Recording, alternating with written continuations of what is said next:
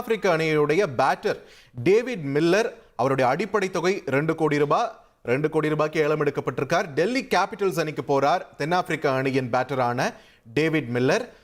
ஒரு பக்கம் David Miller அடிப்படை தொகைக்கு டெல்லி கேபிட்டல்ஸ்ல எடுக்கப்பட்டிருக்காருன்ற ஒரு விஷயத்தை பார்க்குற அதே நேரத்தில் நம்ம இந்திய வீரர் ஒரு பெரிய டேலண்டா பார்க்கப்பட்ட நபர், எதிர்கால நம்பிக்கை நட்சத்திரம்னு எல்லாம் நினைச்சுக்கிட்டு இருந்த பிருத்வி ஷாவை எந்த அணியும் ஏலம் எடுக்க முன்வரவில்லை அப்படின்ற ஒரு வருத்தம் அளிக்கக்கூடிய ஒரு நிலவரத்தையும் நம்மால பார்க்க முடிகிறது. இப்போ நீங்க திரையில பார்க்கக்கூடியது டெல்லி கேபிட்டல்ஸ் அணி யாரை ஏலத்தில் எடுத்திருக்காங்க? டேவிட் மில்லர், தென்னாப்பிரிக்க அணியுடைய பேட்டரை அவருடைய அடிப்படை தொகையான 2 கோடி ரூபாய்க்கே ஏலம் எடுத்திருக்காங்க. அந்த நிலவரத்தை நாம திரையில பார்த்துட்டு இருக்கோம். அதே நேரத்தில் ஆஸ்திரேலிய அணியின் கிரீனை எடுக்க கடுமையான போட்டி நிலவிட்டு இருக்கு அப்படின்ற ஒரு தகவலும் நமக்கு தொடர்ந்து வந்துகிட்டு இருக்கு. எடுக்க போறது KKR கொல்கத்தா நைட் ரைடர்ஸா இல்ல சென்னை சூப்பர் கிங்ஸா? ரெண்டு பேர்கிட்டயும் 40 கோடி மேல சென்னை கிட்ட பணம் இருக்கு, 60 கோடிக்கு மேல KKR கிட்ட இருக்கு. ஸோ கிரீனை யார் ஏலம் எடுக்க போறாங்கன்ற ஒரு கடுமையான போட்டி ரெண்டு அணிகளுக்கும் நடுவில் போயிட்டு இருக்கு. செம்ம மவுஸ்ன்னு நம்மளே கார்டு போட்டிருக்கோம் பாருங்க. ஸோ கிரீன் கார்டில் மழை.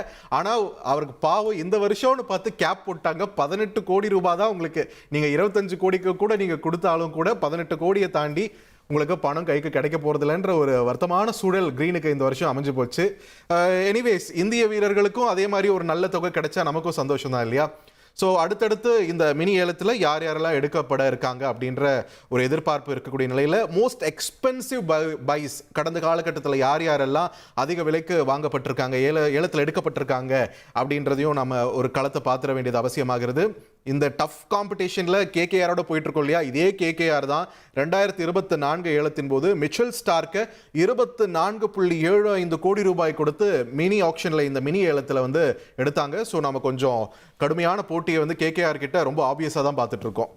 ஓகே, ஆஸ்திரேலிய வீரர் கிரீன், ஓ மை காட், 23 கோடி ரூபாயை தாண்டி ஏலம் கேட்டு வருகின்றன சென்னை சூப்பர் கிங்ஸ் அணியும் கொல்கத்தா நைட் ரைடர்ஸ் அணியும். நம்ம ஏற்கனவே சொல்லிட்டு இருந்தோம், பயங்கர மவுஸ் இருக்கக்கூடிய ஒரு ஆல்ரவுண்டர் கிரீன் யார் எடுக்க போறாங்கன்னும் போது டஃபஸ்ட் காம்படிட்டர்ஸ் வந்து KKR அண்ட் CSK மட்டும்தான். ஏன்னா பணம் அவங்க கிட்ட தான் அதிகமாக இருக்கின்ற நிலையில அடுத்ததா மூணாவதா இருக்கக்கூடிய சன்ரைசர்ஸ் ஹைதராபாத் கிட்ட 25 கோடி ரூபாய் தான் இருக்கு. ஆனால் இப்பவே 23 கோடி ரூபாயை தாண்டி போயிடுச்சு ஏலம் ரெண்டு அணிகளுக்கும் இடையில.